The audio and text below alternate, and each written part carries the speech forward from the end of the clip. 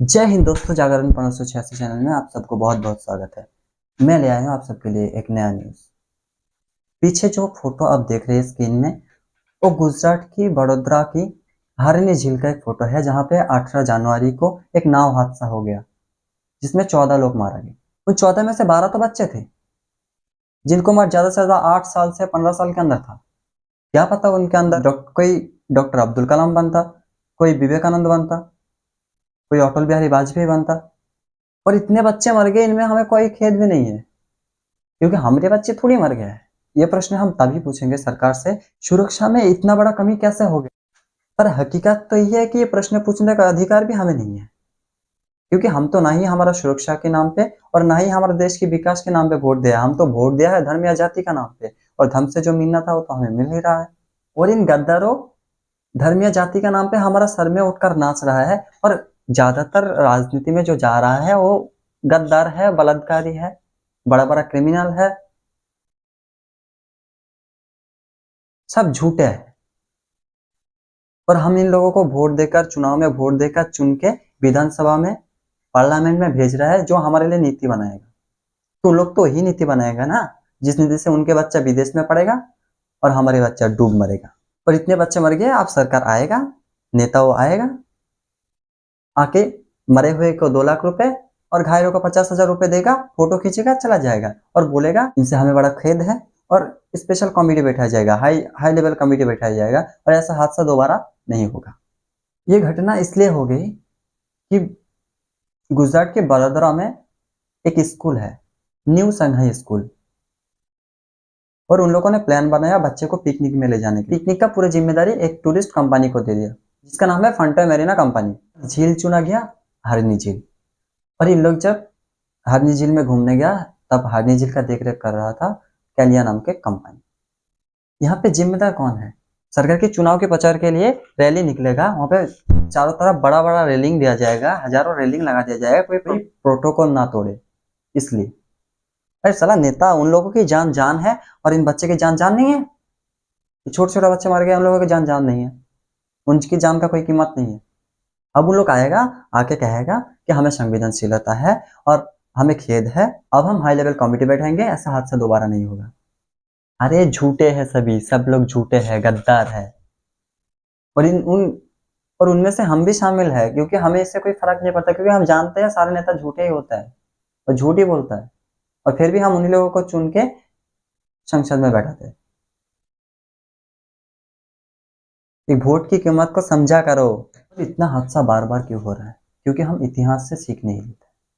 और दूसरे कारण है हमारे मीडिया, जो हमारा सच्चा खबर कभी हमारा सामने आने ही नहीं देता। इसी गुजरात के सूरत में एक कोचिंग सेंटर में आग लग गया था, छत से कूदकर बच्चे मर रहा था, और जिन लोग छत से कूदा नहीं वो आग में जल के मर गया। तब नेता वो निकले थे कि हमें खेद है, हाई लेवल कमेटी बैठाया जाएगा और ऐसा दुर्घटना दोबारा नहीं होगा। जैसे एक एक दुर्घटना में बात कहा गया, हाई लेवल कमेटी बैठेगा, ऐसा हादसा दोबारा नहीं होगा, और उसी को बार बार कॉपी करके टेस्ट कर रहा है, टेस्ट करते जा रहा है। 4 दिन न्यूज चैनल में आएगा, 4 दिन न्यूज़पेपर में आएगा, फिर सब शांत हो गया। फिर यही यही बात दोबारा दोहराया जाएगा जब दोबारा ये हादसा होगा। कुछ समय के बाद मोरबी का पुल हादसा हो गया, फिर नेता लोग आया, जो मर गया उसे 2 लाख रुपए और घायलों को 50,000 रुपए, फोटो खींचा के चला गया, हाई लेवल कमेटी बैठेगा और नया रूल्स कानून बनाया जाएगा, ऐसा हादसा दोबारा नहीं होगा।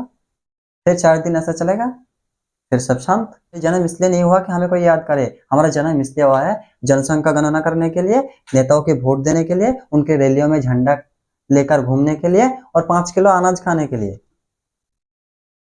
गुलाम पैदा हुए हो सब, गुलाम हो, गुलाम। जिनको हम राजा बनाया, हम ही उसका गुलाम बन गया। गुलाम पैदा हुए सब, एक गुलाम यहाँ पे भोग रहा है, सब गुलाम है हम। मस्जिद में घंटा बजाने के लिए, मस्जिद में, दरगाह में घूमने के लिए हमारा पैदा हुआ है।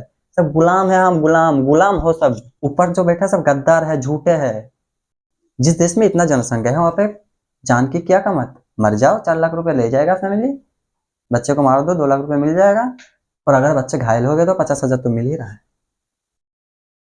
और सिर्फ यही नहीं कि गुजरात में ही ऐसा हो रहा है, झारखंड में रोपवे में हादसा हो गया, बिहार में नाव हादसा हुई थी, हाई लेवल कमेटी बैठा जाएगा।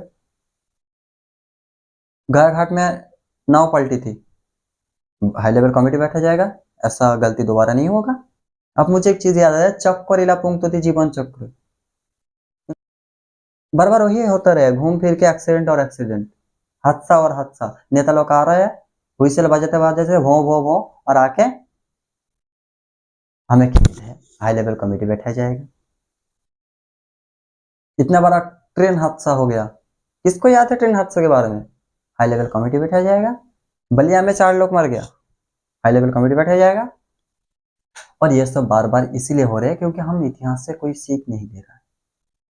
हमारे देश के नेता हमारे सामने माइक्रोफोन लेकर सरेआम झूठ बोल के जा रहे हैं, और हम उसे कुछ नहीं कह रहे हैं क्योंकि हमें आदत हो गया है झूठ सुन सुन के, और हमें पता है झूठ बोल रहे हैं, जो कह रहे हैं कुछ नहीं करेगा। हमारे देश में कीमत है सिर्फ नेताओं की वोट की, नेताओं के बच्चे की, व्यापारियों की नोट की, इसकी कीमत है। एजुकेशन सिस्टम में सरकार पैसा नहीं लगाने वाला, उसमें 18% टैक्स लेगा, क्योंकि 18% टैक्स ना दे फिर तो तुम पढ़ोगे, और तुम जब पढ़ने लगोगे तब तुम प्रश्न पूछने लगोगे, इससे सरकार का क्या फायदा? नुकसान होने वाला है। अगर तुम सब पढ़े लिखे निकलोगे तो प्रश्न पूछने लगोगे ना सरकार को, और जब तुम पढ़े लिखे नहीं होगे तभी तो तुम्हें भूत पकड़ेगा ना, तभी तो तुम बाबाओं के पास जाओगे, तभी तो मौलवी के पास जाओगे, क्या भूत पकड़े है? ये भूत उद्योगपतियों को क्यों नहीं पकड़ता है? मेरा माँ मेरा बहन बहुत सुंदर है, उन लोगों को भूत पकड़ लिया है, भूत का पसंद आ गया। ऐश्वर्या से ज्यादा सुंदर है क्या? ऐश्वर्या को क्यों भूत नहीं पकड़ता है? अमिताभ बच्चन के घर में किसी का क्यों जिन नहीं आता है उसके अंदर? उसी के अंदर क्यों चूड़न नहीं घुसता है? ऐश्वर्या से ज्यादा सुंदर है क्या हमारा बहन बेटिया? विश्व सुंदर रह चुका है। मुकेश अंबिका का घर में भी तो बेटियां है, उन लोगों को क्यों भूत नहीं पकड़ता है? भाई पैसा है, शिक्षा है, और पैसा और शिक्षा जब आ जाएगा ना तो कोई भूत नहीं पकड़ेगा तुम्हें। इस अंधे वाली विश्वास से निकल के आओ, नहीं तो गुलाम रह जाओगे। पहले हम अंग्रेजों की गुलाम रह चुके हैं, पहले हम गोरे अंग्रेजों की गुलाम रह चुके हैं हमारा पूर्वज, और आज हम लोगों के ऊपर राज कर रहे हैं काले अंग्रेजों। उन लोगों के बच्चे विदेश पढ़ रहे हैं, आके फिर हमें गुलाम कर रहे हैं, हम उनके गुलामती कर रहे हैं, हमारे ऊपर छड़ी घुमा रहे हैं। और इसे घुमाता रहेगा जब तक तुम लोग विकसित नहीं होगे। जितने शिक्षित होगे उतना विकसित होगे तुम लोग। शिक्षा के ऊपर ध्यान दिया करो, नहीं तो इस गद्दारों हमारे सर में नाचता रहेगा।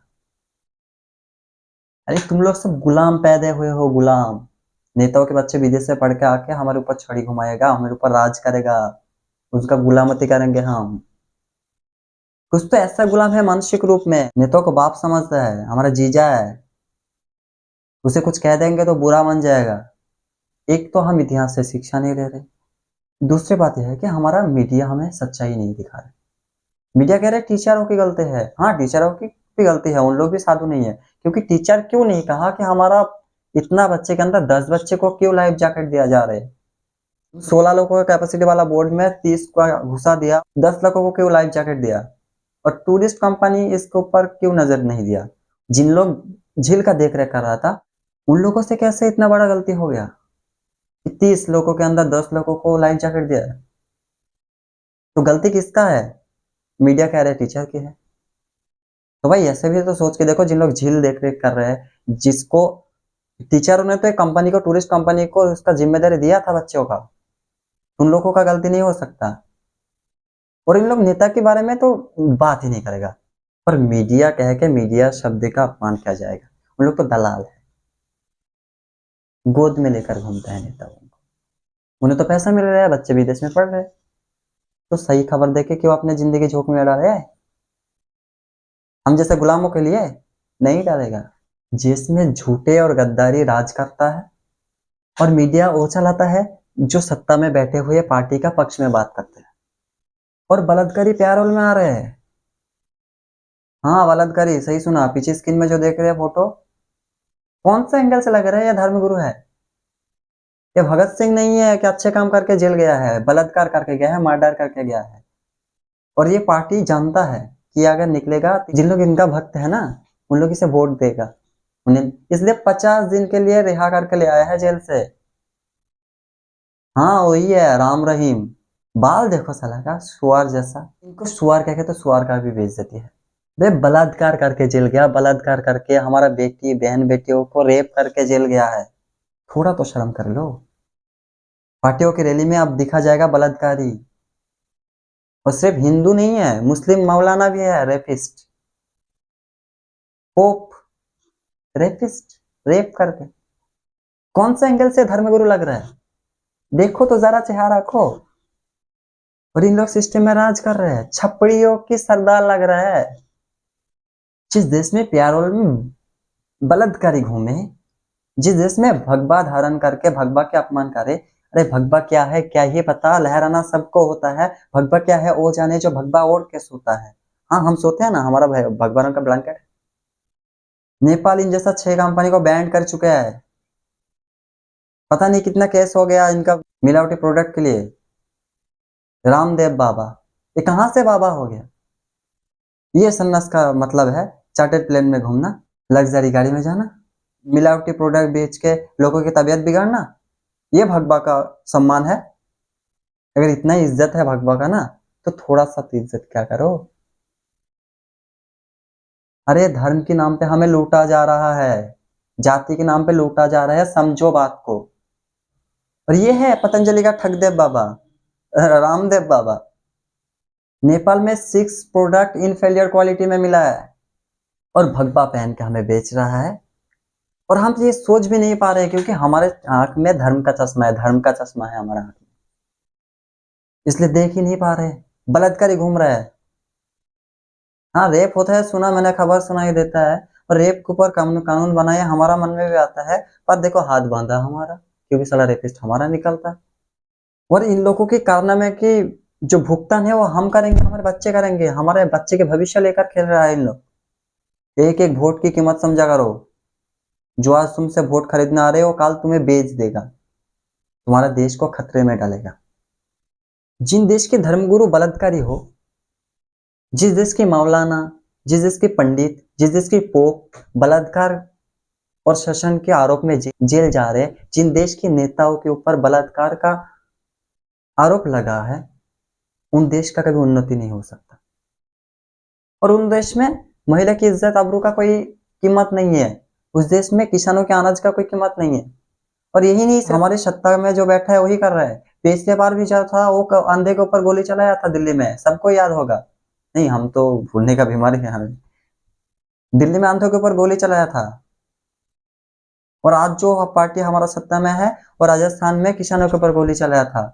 फर्क किसी में नहीं है सब। नहीं राजस्थान में तो किसानों का ही गलती था, सरकार तो दारू दे रहा था, उन लोग पानी मांग लिया खेत के लिए, सही क्या गोली चला दिया।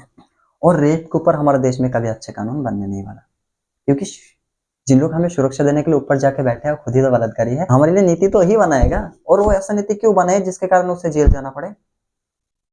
हम तो बलात्कारियों को बहुत इज्जत करते हैं, उन्हें फूल माला देते हैं, मिठाई खिलाते हैं। यही हमारा स्वभाव बन चुके हैं। तो अपने हर एक वोट की कीमत समझा करो।